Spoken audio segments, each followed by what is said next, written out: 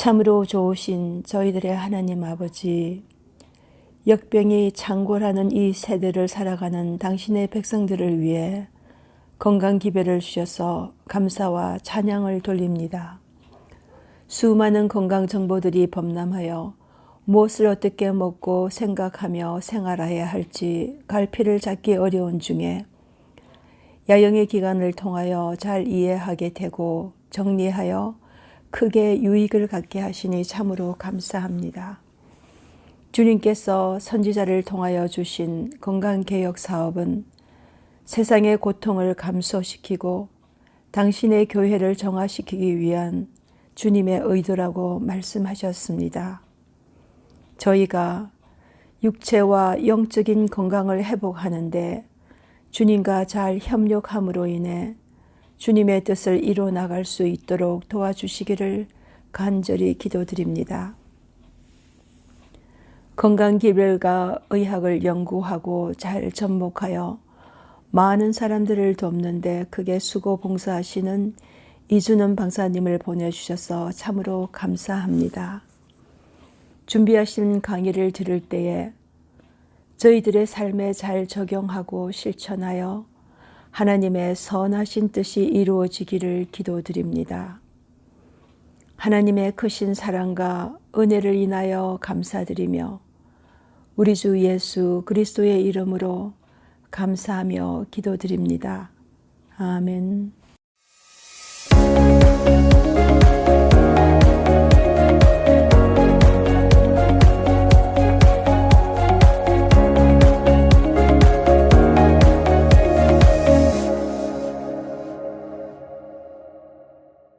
여러분 안녕하십니까? 이준원입니다.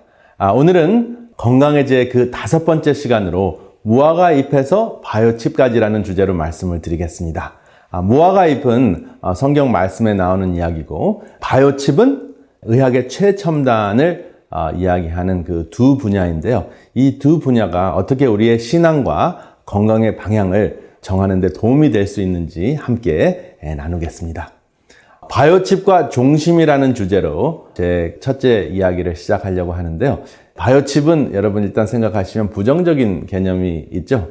그리고 종심하면은 굉장히 좀 생소할 수도 있는데요. 이 종심이라는 것은 마음 가는 대로 따른다라는 뜻입니다.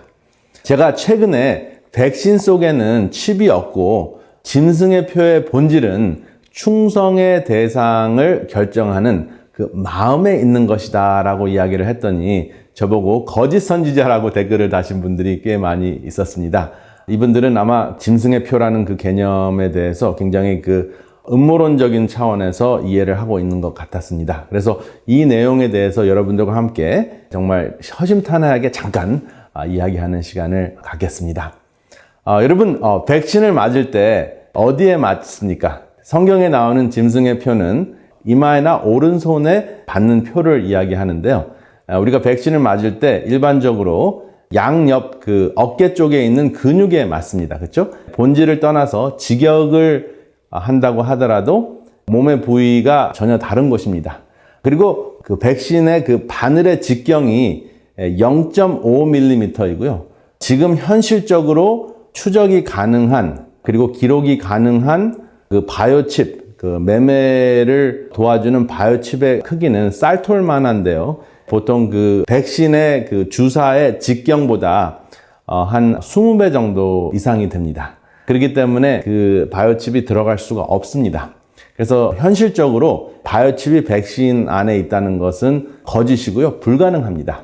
그런데 이제 한 몇 년 전에 스웨덴이라는 그 굉장히 앞서가는 나라가 있죠. 그 나라에는 약 1,200만의 인구가 있는데 지금까지 약 5,000명 정도, 그리고 전 세계적으로는 한 5만 명 정도가 자원해서 바이오칩을 자기 손에 그 삽입을 했습니다. 무엇을 위해서? 일상생활의 편리를 위해서 삽입을 하는 것을 허락을 했어요. 그래서 백신을 이마에나 오른손에 맞은 사람은 단 한 명도 없습니다. 그래서 성경에 나오는 그 짐승의 표는 이마에나 오른손에 있다 하는 것을 누구나 성경을 아시는 분들은 그 확인하실 수가 있는데요. 그래서 지금 그 스웨덴 사람들이 앞서가는 차원에서 이 바이오칩을 삽입한 거하고 백신을 그 어깨 근육에 맞는 거하고는 전혀 상관이 없습니다.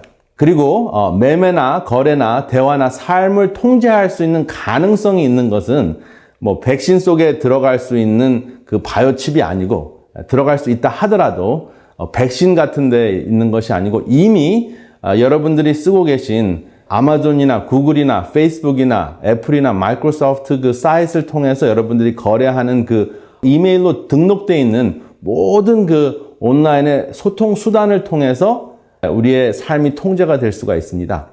그렇지만 통제하지를 않죠.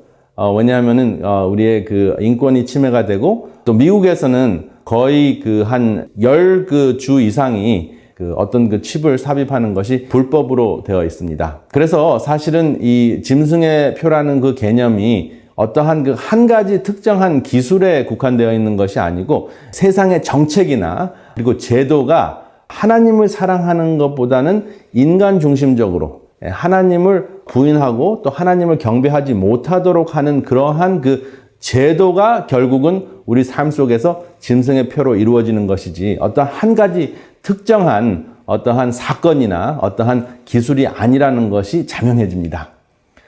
여기 다시 보시면 그 문제가 되었던 바이오칩의 그림인데요. 여러분들이 보시다시피 쌀톨보다 조금 더 큽니다. 그래서 이것이 실제적으로 손에 삽입이 될 수 있는데, 많은 사람들은 오른손에 삽입을 하지도 않고 왼손에 삽입을 했고, 그 다음에 이마에 삽입한 사람은 단 한 명도 없습니다.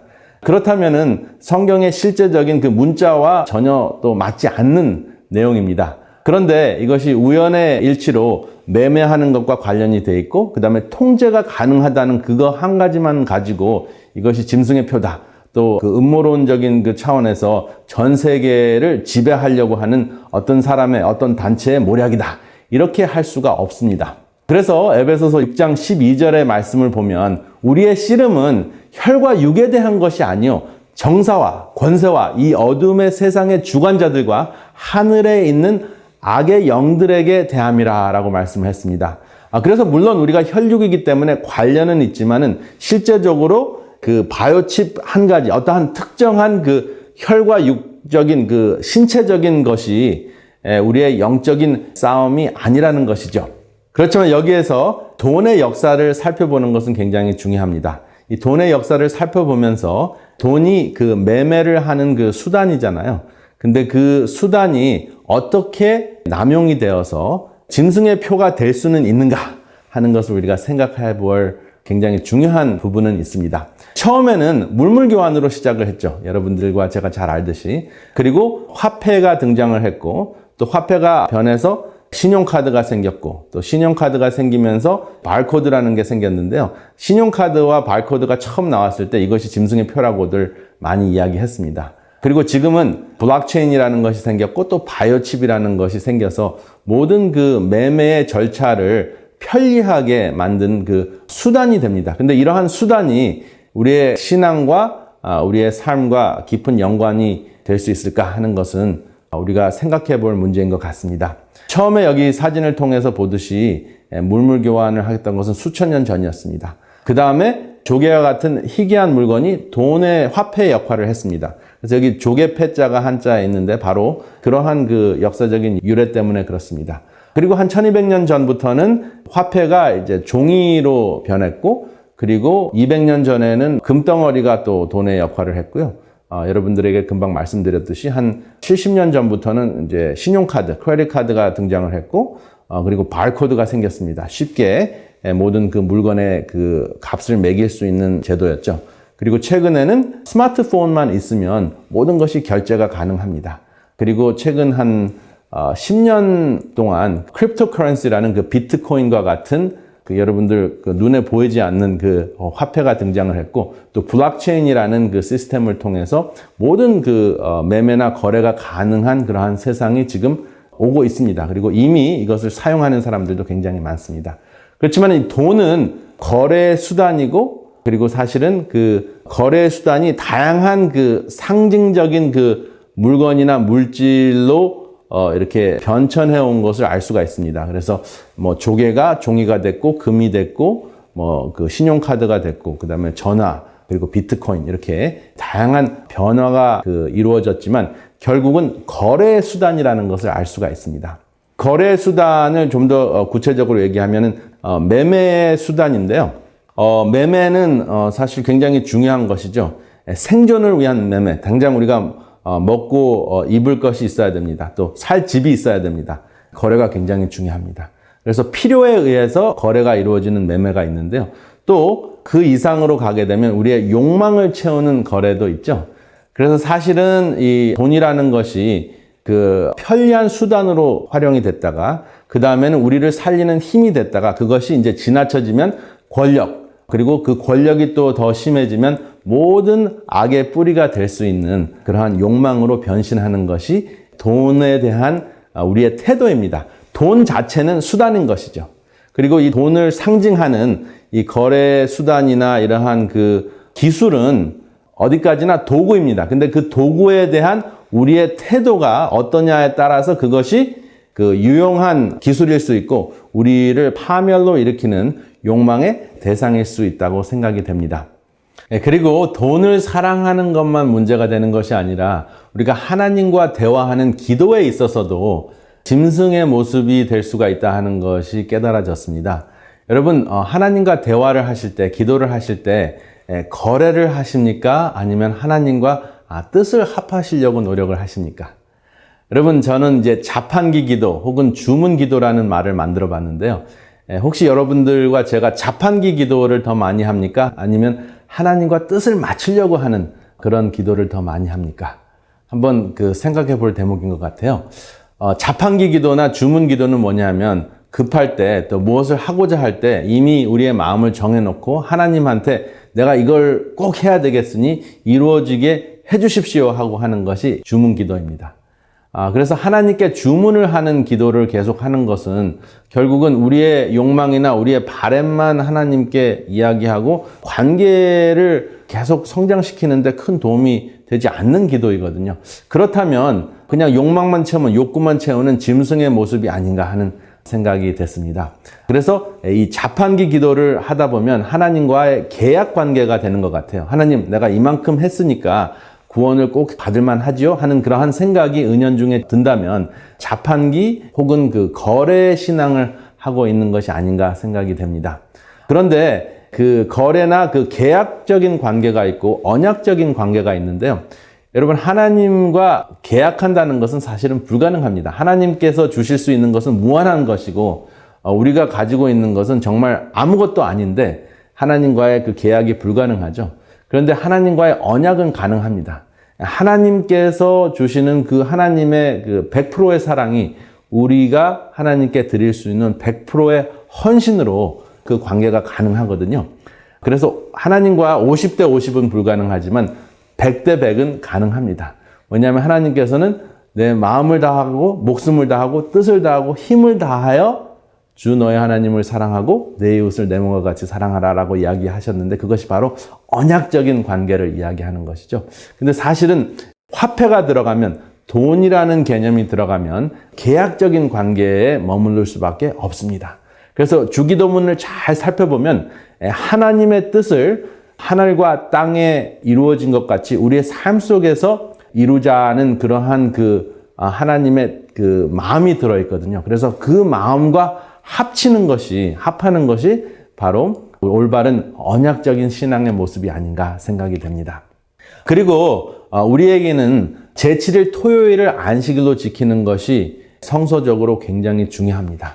그런데 우리는 토요일을 안식일로 안 지키는 것이 짐승의 표라고 이야기를 하는데요. 사실은 토요일에 교회만 가고 안식일의 본질을 놓치는 것도 짐승의 표일 수가 있습니다. 안식일의 본질은 무엇입니까? 우리는 사실은 존재와 그 모든 생명의 근원이 하나님이라는 것을 인정을 하고 경배하는 것이 그 기초에, 안식일의 기초에 있어야 합니다. 그래서 우리가 도덕적으로 완전해졌기 때문에 우리가 구원을 받는 것이 아니고 도덕적으로 완전해지는 것은 불가능합니다. 그렇지만은 그 존재와 생명의 근원이 되시는 하나님께서 우리를 붙들어 주신다는 것, 그분 때문에 우리가 있게 된다는 것을 인정하는 것이 그 안식일의 본질이고요. 그 다음에 우리의 공로에 의해서, 우리의 능력에 의해서 우리가 자수성가해서 나의 공로를 통해서 구원을 받는 것이 아니라 이신칭의, 믿음으로 말미암는 의가 바로 구원의 이치라는 것을 안식일의 본질을 통해서 알 수가 있습니다. 그리고 무의자연이라는 표현이 있는데요. 무의자연의 그 자연은 스스로 그렇게 된다는 뜻이잖아요. 근데 이 무의자연을 가르친 그 노자 선생은 아마 하나님을 인격체로, 하늘을 인격체로 그 체험하셨는지는 우리가 알 수가 없습니다. 그렇지만 그 자연이라는 그 개념을 히브리 말로 야훼라고 바꾸면 그 무의자연이 바로 이신칭의와 믿음으로 말미암는 의와 일맥상통하다는 것을 알 수가 있습니다. 그래서 무의, 아무것도 하지 않고 자연의 이치에 맡기면 못할 것이 없다라는 그 무의자연의 그 가르침이 성경 말씀과 굉장히 일치하는데요. 그 무의라는 것은 아무것도 하지 않는 것이 아니라 몸에 배어서 힘 안 들이고 여호와의 뜻을 행하는 것이라고 깨달을 수가 있습니다. 이것을 공자 선생님은 종심이라고 표현을 했습니다. 왜 제가 노자나 공자의 이야기를 하냐 하면은 사실은 하나님께서는 일반 계시를 통해서 이분들에게 하나님의 그 이치를, 여호와의 그 마음을 주신 것 같아요. 그래서 우리가 구체적으로 성경 말씀에 나온 그대로 하나님을 이해하지 못한다고 하더라도 그 본질을 깨달은다면 하나님과 마음을 합할 수 있는 사람들이 많지 않은가 하는 생각을 하게 됩니다. 그래서 이러한 그 열린 마음을 가지고 생각하고 있으면 그런 지식인들과 훨씬 더 대화하기가 쉬운 것을 제가 체험을 했기 때문에 여러분들에게도 이렇게 표현을 해보았습니다. 여러분, 그 70세를 이르는 말이 있죠. 칠순, 그 다음에 고희, 그 다음에 종심이라는 말이 있는데요. 칠순잔치 혹은 또 고희연이라는 그러한 표현은 있는데 종심연이라는 표현은 없더라고요. 그래서 왜 그런가 하고 좀 역사를 살펴봤더니 여러분들이 잘 아시는 대로 두보라는 유명한 천재 시인이 약 한 1300년 전에 다음과 같은 시를 썼더라고요. 인생 70 고래희. 인생을 70세까지 사는 것은 굉장히 희귀한 일이라는 표현이죠. 그래서 고희라는 그 표현이 있는데요. 그 고희라는 그 표현 때문에 고희연이라는 그 말이 생겨난 것 같습니다. 그래서 신라 통일이 676년에 됐죠. 근데 이분은 신라 통일이 된 지 한 6년 후에 태어나서 이러한 시를 쓰면서 아마 이분이 쓴 시 때문에 거의 한 1300년 동안 동양권에서는 그 고희라는 말이 생겨난 것 같습니다. 그런데 이분이 이 시를 썼을 때는 47세였어요. 근데 여러분 잘 아시는 대로 종심의라는 그 말을 쓴 그 공자는 두보라는 시인보다 1000년 전에 종심이라는 표현을 썼는데 이 공자 선생님은 사실 우리가 볼 때 굉장히 그 아주 엄숙하고 멋지게 생긴 분이라고 연상을 하는데 사실은 지금 화면에 나온 대로 이렇게 이빨에 그 교정을 하거나 임플란트를 해야 되는 그러한 모습입니다. 그런데 이분의 깨달음은 엄청났죠. 이분이 이제 70세를 그 종심이라고 표현을 하면서 다음과 같이 이야기를 했습니다. 이것은 좀 더 이렇게 미화된 공자의 모습인데요. 내가 70살이 됐을 때는 마음 내키는 대로 해도 하고자 하는 바가 예법을 벗어나지 않았다. 저는 이 종심이라는 말이 참 부럽고 나도 70이 되면 공자와 같은 이러한 이야기를 할 수 있을까 하고 깊은 생각에 빠지게 됩니다. 이 종심, 마음 내키는 대로 해도 예법에 어긋나지 않았다. 엄청난 그 말인데요. 저는 이것을 두뇌과학적으로 이렇게 살펴봤는데 마음은 감성뇌에 해당이 되죠. 근데 사실은 이 감성뇌가 이마 뒤에 있는 이성뇌, 전두엽이 관장을 하고 있는 그 이성, 뜻과 선택과 그 양심의 기능을 하는 그 기능과 항상 그 일치하는 것이 아니라 충돌할 때가 참 많습니다. 그런데 나이 70이 되면 그 이성뇌가 감성뇌를 충분히 통제를 해서 아주 아름다운 조화를 이룬다는 것으로 저는 두뇌과학적으로 이해가 되더라고요. 그래서 얼만큼 정말 내 마음을 하나님께 헌신을 했을 때 그냥 마음 내키는 대로 해도 성경 말씀에 있는 하나님의 뜻과 일치되는 삶을 살 수 있을까? 마음이 하나님과 합친 자가 될 수 있을까? 이러한 생각을 해보았습니다. 여러분 두뇌과학적으로 이제는 이마 뒤에 있는 전두엽이 경배의 대상을 선택하는데 지대한 역할을 한다는 것을 우리는 이번 기회를 통해서 배웠습니다. 그리고 전 전두엽이 결정하는 것이 그 변연계를 통해서 마음을 지배하게 되고 또 마음이 동하면 그 우리의 손이, 우리의 행동이 움직여지는데 손은 하고자 하는 바, 행동을 상징을 하는 그 몸의 신체 부위죠. 그래서 실천의 현장이라고 할 수 있습니다. 그래서 이마나 오른손이 하나님의 뜻을 행하면 바로 하나님의 인침을 받는 것이 된다는 것이 우리의 삶 속에서 체험이 되는 대목입니다. 과학적으로 입증이 된 것이죠. 그러면 바이오칩과 의학 이야기를 좀 더 심도 있게 나누겠습니다. 최근 몇 년 동안 바이오칩 하면은 굉장히 부정적인 인상이 많았죠. 그리고 최근 1년 동안 바이오칩 하면은 짐승의 표, 음모론 이러한 것들이 전 세계를 떠들썩하게 했습니다. 그런데 만약에 이 바이오칩이 여러분들과 저의 생명을 살린다면 어떻게 하겠습니까? 대표적인 바이오칩이 무엇이냐 하면 페이스메이커입니다. 이미 여러분들이나 여러분들이 아시는 분들이 이 페이스메이커를 장착하신 분들도 계실 것입니다. 이 페이스메이커는 1966년에 미국 메디케어의 승인을 받고 그리고 지금까지 88개 정도의 그 심장 질환을 치료하는 도구로 사용이 됐고요. 그리고 미국에서는 300만 명 이상이 이 페이스메이커의 도움을 받고 있습니다. 그리고 여러분들이 잘 아시는 전 부통령 딕 체이니에도 심장마비가 5번 생긴 이후에 페이스메이커를 달 수밖에 없었습니다. 그런데 이 페이스메이커를 잘 관리하기 위해서 이 페이스메이커는 그 원격으로 조정이 될 수 있어야 되거든요. 그래서 여러분들의 의사나 또 회사가 이것을 조정할 수 있게 되어 있습니다. 그런데 2013년에 University of Michigan, 미시건 대학에서 이 페이스메이커가 해킹 당할 수 있다는 것을 증명했습니다. 그래서 딕 체니와 같은 그 부통령은 암살 당할 수가 있잖아요. 그래서 그 단기간 그 와이어리스 기능을 마비시킨 적도 있습니다.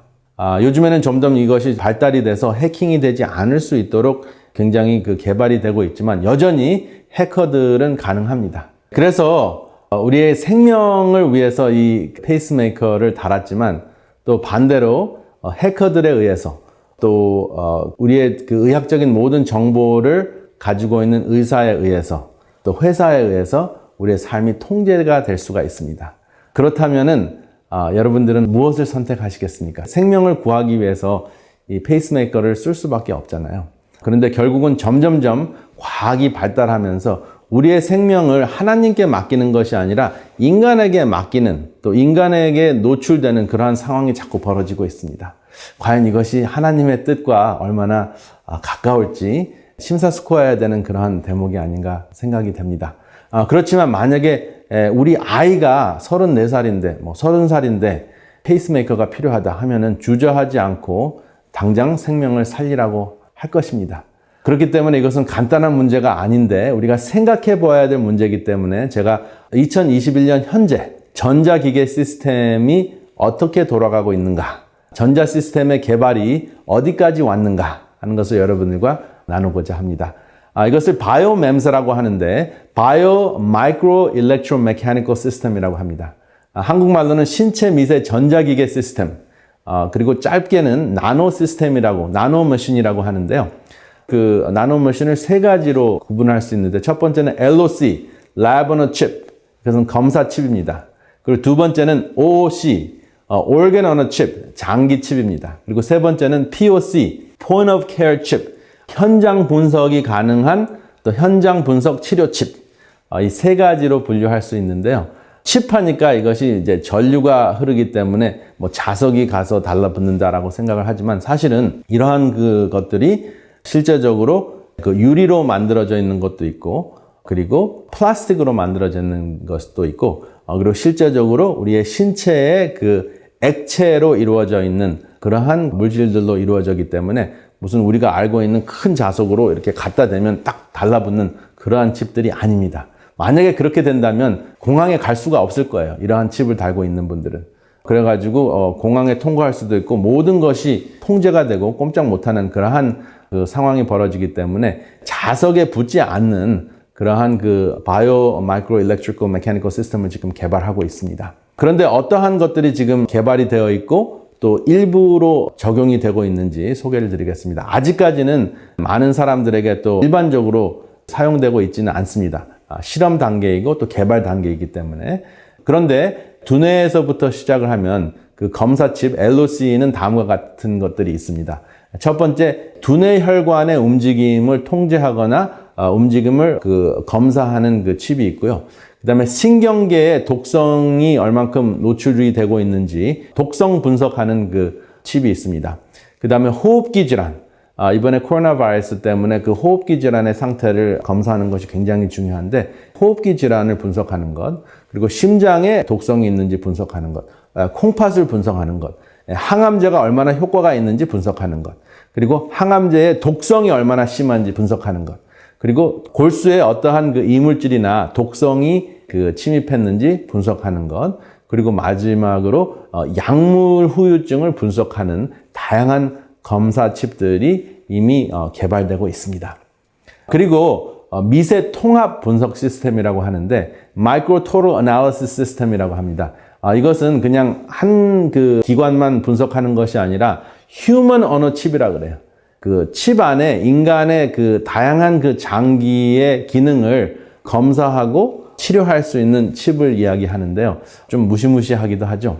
그런데 그 휴먼 언어 칩, 이 휴먼 언어 칩이라는 그러한 그 작은 시스템은 폐혈증, 그리고 암, 관절염, 통풍, 불임, 그리고 퇴행성 뇌질환, 이러한 그 다양한 질환들을 치료할 수 있는 그러한 시스템입니다. 그런데 점점 기계에 의존할 수밖에 없는, 눈에 보이지도 않는 미세한 기계에 의존할 수밖에 없는 그러한 그 현실이 자꾸 눈앞에 놓이게 됩니다.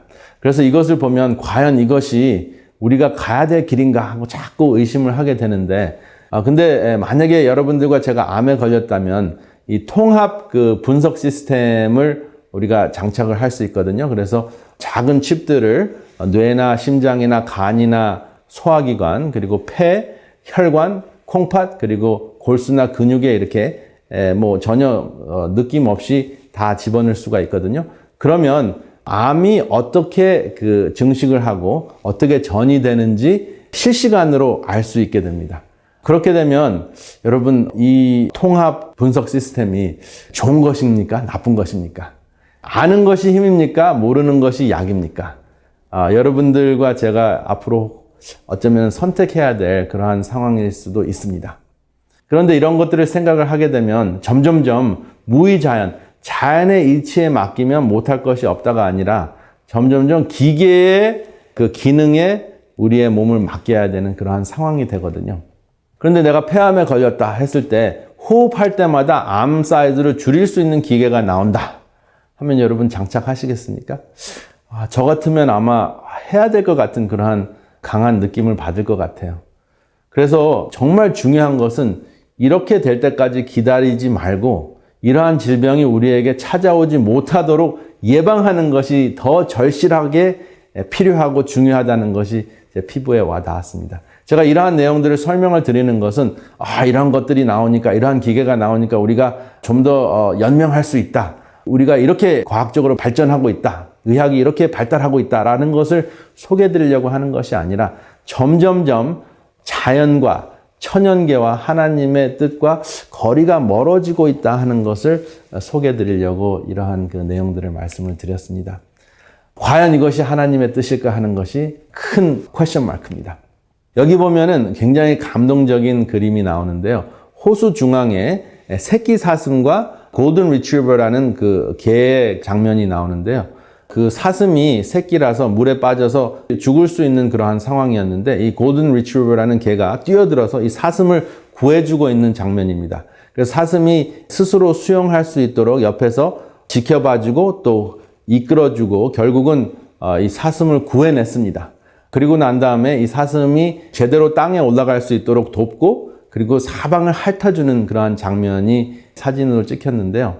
정말 놀랍지 않습니까? 정말 사람들끼리 죽이고 삭막한 이 세상에서 오히려 우리가 짐승하고 짐승의 표 이야기를 하는 그런 상황에서 오히려 이 동물들이 하나님의 마음과 더 일치된 그러한 그 장면을 볼 수가 있습니다. 근데 또 놀라운 것은 그 다음날 이 아기 사슴이 엄마 사슴과 같이 내려와서 이 골든 리트리버에게 감사를 표시했다는 것이 페이스북에 떠서 전 세상을 지금 감동의 도가니로 넣었습니다. 지금 사람이 사는 세상 정말 삭막해집니다. 바이오칩이 개발이 되면서 점점점 자연과 멀어지는 인위적인 그러한 의학적인 그 발전이 아닌 그 진행을 우리가 볼 수 있게 되는데요. 그 사이에 천연계 속에서 하나님께서 주신 사랑을 나누는 동물들의 모습을 보면서 다시금 우리가 제대로 된 하나님의 피조물로서 어떠한 모습으로 살아야 될까 하는 것을 다시 깨닫게 되는 장면입니다. 이렇게 바이오칩과 같은 디지털 세계를 모르는 동물의 모습 속에서 하나님의 사랑이 발견됩니다.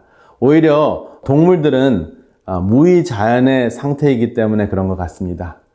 오히려 인간이 짐승의 모습으로 돌변하고 있고 동물은 하나님의 모습을 엿보게 하는 것 같습니다. 그리고 바이오칩 기술이 우리를 생각하게 하는 또 한 가지가 있습니다. 바로 자동 소통과 기록에 대한 문제인데요. 이 바이오칩을 하게 되면 소통이 자동으로 되고 자동으로 모든 것이 기록이 된다는 것인데 여러분들 어떻게 생각하십니까? 만약에 여러분들이 꼭 필요로 하시는 보청기가 도청 장치로 변한다면 어떻게 하겠습니까? 만약에 여러분들이 그 보청기를 꽂으면 이제는 뉴스를 들을 수도 있고 TV 화면을 보면서 보청기로 모든 소리를 들을 수 있는 그러한 시대가 왔습니다. 그리고 이 보청기가 또 다른 기계와 대화할 수 있는 그러한 그 기술이 이미 발달이 됐는데요. 근데 이것이 역시 여러분들이 듣는 모든 것이 이제 기록이 된다는 그러한 것이 있는데요. 여러분들 어떻게 생각하십니까? 많은 사람들은 뭐 편리하기 때문에 좋다 이렇게 생각하시는 분들이 있는데 어떤 분들은 와 이것이 나의 그 사생활에 대한 그 침해가 아니냐 이런 생각을 하시는 분들도 있습니다. 이제는 이런 작은 기구들이 없으면 안 되는 기계들로 바뀌었습니다. 그리고 보청기를 잃어버렸을 때 쉽게 찾을 수 있도록 보청기가 있는 그 장소를 추적하는 기능도 있습니다. 그렇다면 보청기를 끼고 있을 때는 나의 위치가 다 노출이 되고 기록이 되는 것이죠. 그래서 이러한 상황은 어떻겠냐고 제 환자들에게 물어보니까 반 정도는 뭐 상관없다. 그리고 반 정도는 이거 굉장히 고민이다.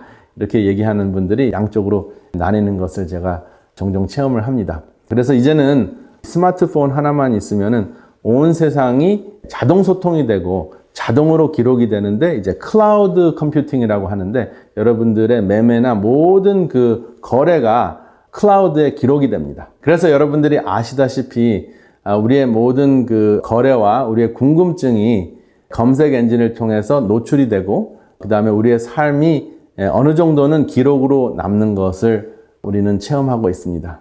그런데 만약에 그것뿐만 아니라 우리의 생각과 우리의 그 동기와 모든 것들이 추적이 되고 기록으로 남는다면 여러분들은 어떠한 기록을 남기고 싶습니까? 모든 것이 기록으로 남고 추적이 된다는 그 말 자체 때문에 어른들은 좀 움찔하는 경우가 많습니다. 그렇다면은 그 순수한 그 어린아이들은 그냥 그런 거 생각하지 않고 그냥 노출돼도 상관없다. 잘못하지만 않았으면. 그런데 이제 어른들은 숨길 것이 있는 것 같아요. 그리고 어떤 경우에는 또 그 숨길 것이 없다고 하더라도 자유가 억제되는 그러한 느낌 때문에 모든 것이 추적된다는 것에 대한 거부감이 있습니다. 그런데 이러한 기록의 노출에 대한 그 두려움이 전혀 없었을 때가 있었습니다. 그것이 바로 에덴 동산의 그 아담과 하와의 그 삶이었는데요. 아담과 하와가 선악과를 따먹으면서 하나님과 비기고자 하는 선택을 했습니다. 하나님과 비기고자 하는 선택이 무엇이었죠? 선악을 판단하는 것은 하나님의 영역인데 인간이 그 선택을 하겠다고 한 것입니다. 그래서 하나님과 비기고자 하니까 하나님과 대등한 입장이 돼야 되기 때문에 언약적인 관계에서 계약적인 관계로 전락하게 됩니다. 언약적인 관계는 그 주고받는 것에 대한 그 계산이 없습니다. 마음만 100% 서로 나누면 상관이 없습니다. 여러분 사랑하는 관계에 있어서 내가 100불 줬으니 네가 100불 줘라. 내가 한 번 샀으니 네가 한 번 사라. 이러한 이야기가 없습니다. 그냥 100% 누가 사든 상관이 없습니다. 그래서 계약하지 않고 계약적으로 살지 않고 언약적으로 살 수가 있는데 그 사랑의 관계가 깨어지게 되면 그 다음부터는 계약적으로 살게 되는 것이죠. 계약적으로 살게 되면 제일 먼저 하는 것이 나의 모습이 노출되는 것을 감추어야 되는 것입니다. 그래서 나의 노출된 것을 감추려고 제일 먼저 한 것이 무화과 잎이고 이것이 인간의 최초의 앞가림입니다. 여러분 앞가림이라는 표현하죠. 앞가림이나 제대로 하라. 이것은 스스로 살 수 있는 능력을 키우라는 것이죠. 그런데 사실은 우리는 스스로 살 수 있는 능력이 없습니다. 주신 생명이 있어야지 살 수 있는데 주신 생명을 하나님께서 반납해 가시니까 우리가 죽을 수밖에 없는 상황이 된 것이죠. 그래서 관계가 깨어지고 믿지 못하는 그러한 상황이 됐을 때 우리는 숨기려 하고 숨으려 하는 본능이 생기는 것 같습니다.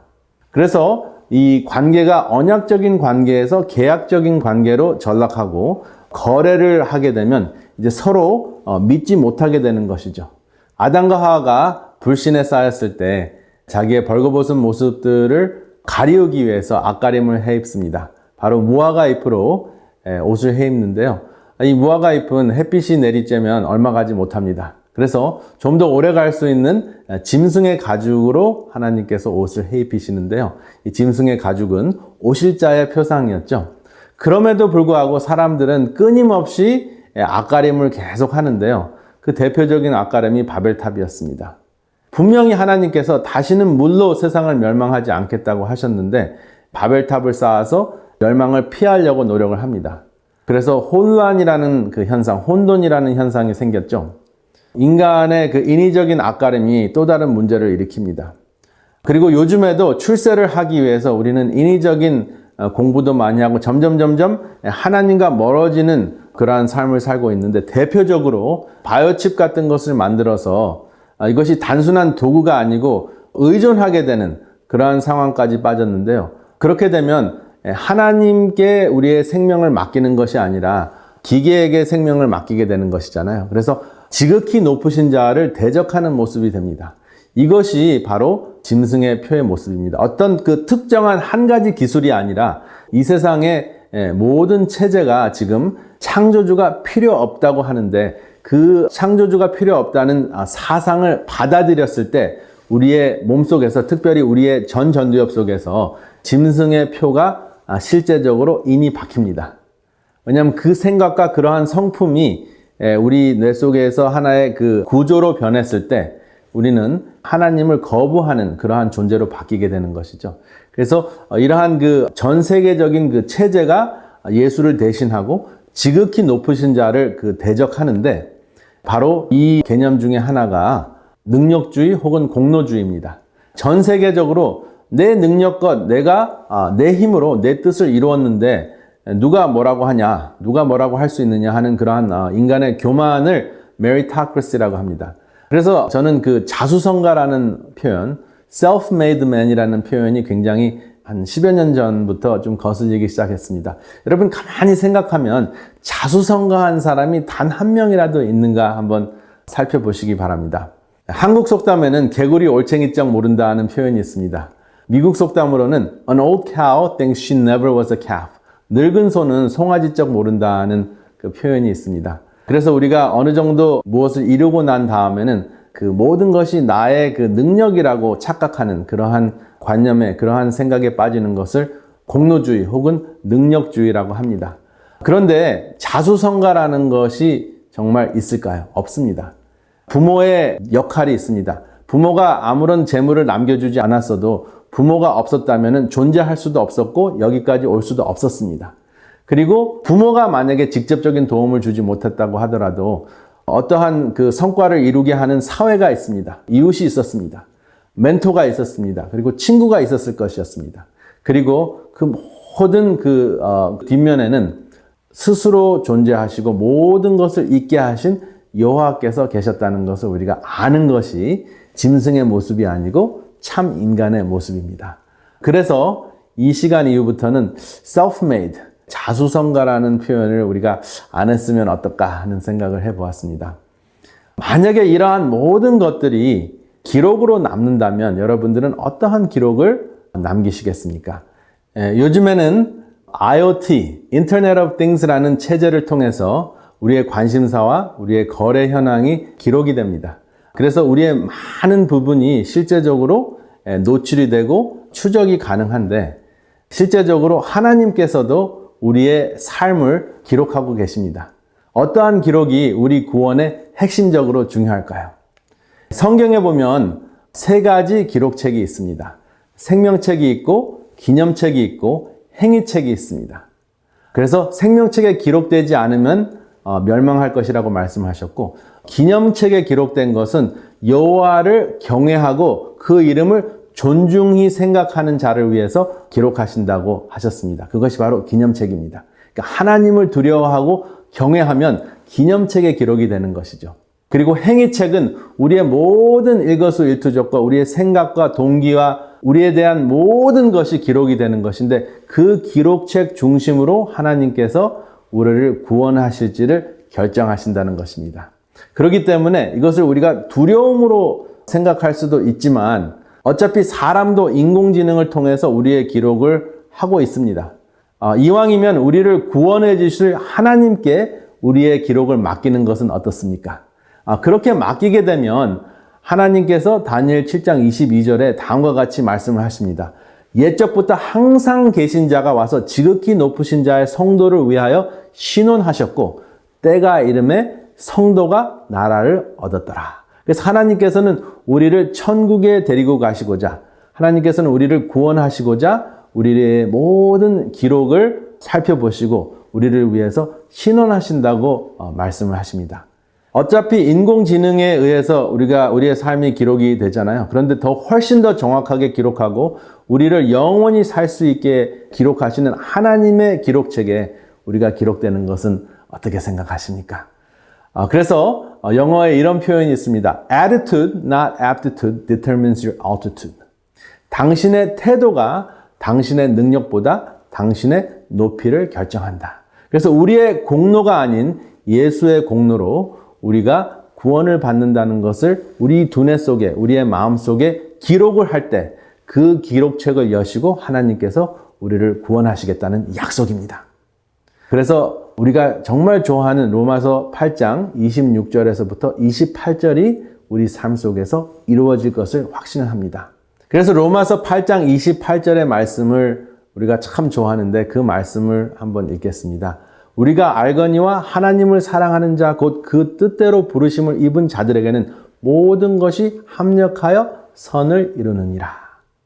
그런데 이렇게 합력하여 선을 이루게 하신 분은 바로 창세로부터 죽임을 당하신 어린 양입니다. 인간의 윤리와 도덕은 무화과 잎에 불과합니다. 그런데 어린 양의 피는, 어린 양의 보혈은 우리에게 생명이 됩니다.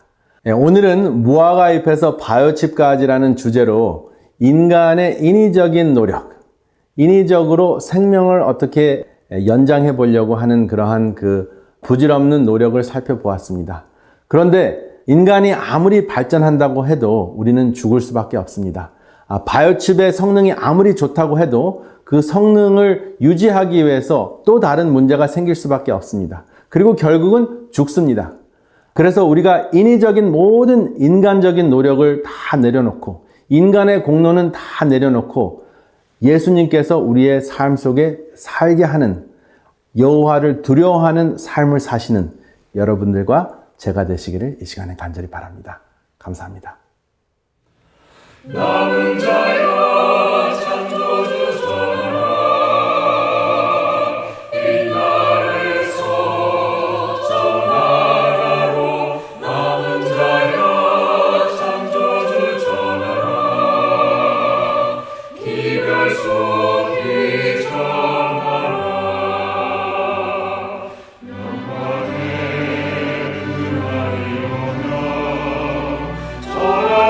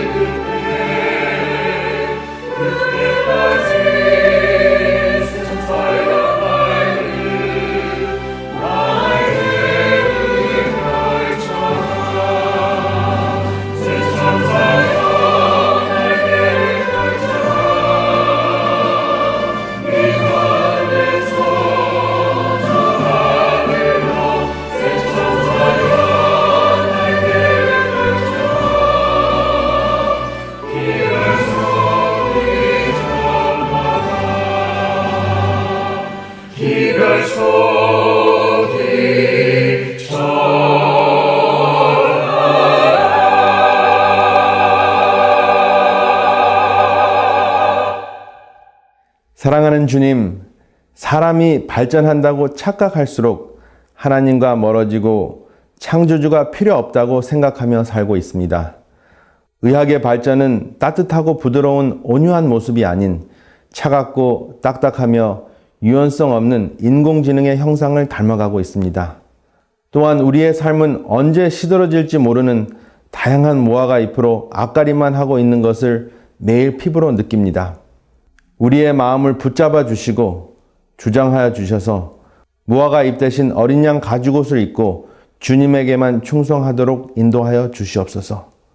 그리고 그 뜻을 따르는 삶이 하늘 기념책에 기록될 수 있도록 힘을 허락하여 주실 것을 믿고 감사하며 예수님 이름으로 기도드립니다. 아멘.